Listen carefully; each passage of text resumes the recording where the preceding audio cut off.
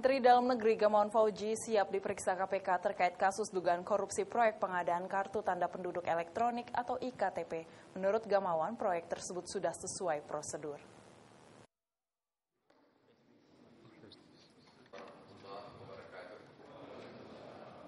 Ditemui di Jakarta, Menteri Dalam Negeri Gamawan Fauzi mengklaim perannya sebagai pengguna anggaran untuk proyek pengadaan Kartu Tanda Penduduk atau EKTP sudah sesuai prosedur.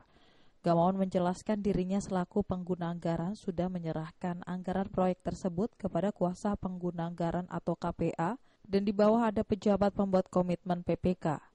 Menurut Gamawan, setelah anggaran tersebut dikuasakan, dirinya sudah tidak terlibat lagi dalam proses tender namun hanya menandatangani hasil pemenang tender. Mantan Gubernur Sumatera Barat ini menjelaskan proses tender tersebut diselenggarakan oleh panitia lelang dengan sistem elektronik dan telah dimintakan audit terlebih dahulu ke pihak Badan Pengawasan Keuangan dan Pembangunan atau BPKP. Meski demikian, Gamawan siap jika sewaktu-waktu KPK memeriksanya. Saya taat undang-undang, saya tanda tangani, tapi sebelum saya tanda tangani, saya minta ini diurus oleh BPKP dan BPKP menyatakan clear, baru saya tanda. Itu hanya dari KPK ya Pak ya, dan minta untuk dikawal. Saya sebelum tender, saya datang ke KPK. Saya presentasikan ini ke KPK, tolong ini dikawal. Dan beri kami masukan terhadap KPS dan sebagainya yang sudah disebutkan ini. Apakah penawaran harga ini sudah betul-betul? Lalu KPK memberikan 2 saran. Yang pertama sarannya, lakukan tender secara elektronik. Kita percepat itu karena permintaan KPK seperti itu. Yang mestinya tahun 2012 kita majukan ke 2019 karena ketaatan saya. Yang kedua, dampingi tender ini dengan LKPP. Kita masukkan pula LKPP sebagai pendamping. Jadi kita taati saran dari KPK. Terus saya minta, tolong kawal penyelenggaraan. Untuk kasus ini KPK baru menetapkan Sugiharto, Direktur Pengelola Informasi Administrasi Kependudukan Direktorat Jenderal Kependudukan dan Catatan Sipil Kemendagri. Sugiharto selaku pejabat pembuat komitmen diduga telah melakukan perbuatan melawan hukum dan atau menyalahgunakan wewenang yang mengakibatkan kerugian negara mencapai 1,12 triliun rupiah terkait pengadaan proyek tersebut. PT Quadra Solution diduga merupakan salah satu perusahaan pelaksana proyek EKTP yang nilainya mencapai 6 triliun rupiah. Dari Jakarta, Hamjati dan Ketut Sumadiasa melaporkan. Ke informasi lain pemirsa, AI dan FA, 2 tersangka pencabulan di TK Jakarta International School atau JIS, akhirnya terlihat wujudnya saat digelandang ke Gedung Unit Perlindungan Perempuan dan Anak PPA Ditreskrimum Polda Metro Jaya untuk menjalani pemeriksaan. Selain menjalani pemeriksaan, kedua tersangka sempat dikonfrontir dengan pihak KPAI dan LPSK.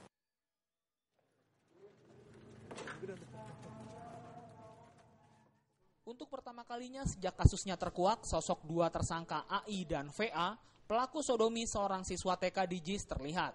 Keduanya terlihat saat digiring untuk menjalani pemeriksaan lanjutan di Gedung Unit PPA di Treskrimum Polda Metro Jaya Kamis siang ini. Namun kedua tersangka yang memakai baju tahanan ini wajahnya tidak lagi terlihat lantaran ditutupi kaos. Apalagi keduanya digiring sambil berlari menghindari sorotan kamera wartawan. Selain menjalani pemeriksaan lanjutan, kedua tersangka juga dikonfrontir dengan pihak KPAI dan LPSK yang sudah terlebih dahulu di Gedung Unit PPA Polda Metro Jaya. Usai dikonfrontir, pihak KPAI dan LPSK membenarkan jika mereka sudah bertemu dengan kedua tersangka. LPSK dengan KPAI tengah mendalami secara silent, artinya secara persuasif. Kemudian tadi siang dari KPAI dan LPSK yang datang ke Polda Metro Jaya, kita fasilitasi untuk bertemu dengan tersangka. Ya, ada beberapa hal yang mereka komunikasikan dalam pertemuan tersebut. Kemudian untuk mendalami kembali kepada yang diduga ada korban baru.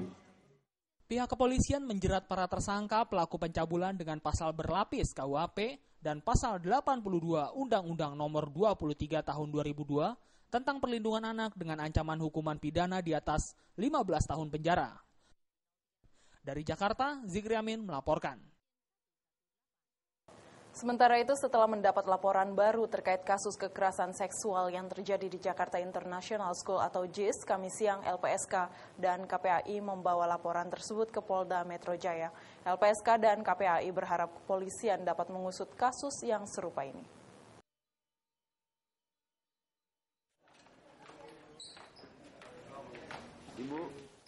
Komisi Perlindungan Anak Indonesia atau KPAI langsung bergerak cepat setelah menerima laporan soal adanya korban baru kasus kekerasan seksual di Jakarta International School atau JIS. Bersama Lembaga Perlindungan Saksi dan Korban atau LPSK, Kamis siang KPAI membawa laporan tersebut ke Polda Metro Jaya. Komisioner KPAI Putu Ervina mengatakan, korban baru tersebut menyaksikan pelecehan seksual yang dilakukan pelaku terhadap AK, korban pertama di toilet JIS.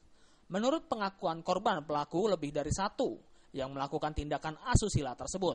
Putu berharap Polda Metro Jaya serius mengusut kasus yang serupa ini. Apakah ada keterangan dari si anak ini terkait dugaan pelaku lain? Anak memberikan keterangan tentang dugaan pelaku lain dan kita sudah laporkan kepada Polda.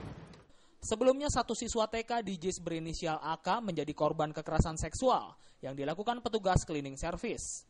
2 orang cleaning service telah ditetapkan sebagai tersangka atas nama Firjiawan dan Agun yang saat ini telah ditahan oleh penyidik Polda Metro Jaya. Kini datang lagi pengakuan serupa yang dialami AK. Jika ini terbukti, maka jumlah korban pelecehan di JIS menjadi 2 orang. Dari Jakarta, Zikri Amin melaporkan. Kami masih memiliki sejumlah informasi lainnya, diantaranya polisi rilis sketsa toilet di JIS yang digunakan pelaku untuk melakukan pelecehan seks terhadap siswa TK. Informasinya setelah yang satu ini.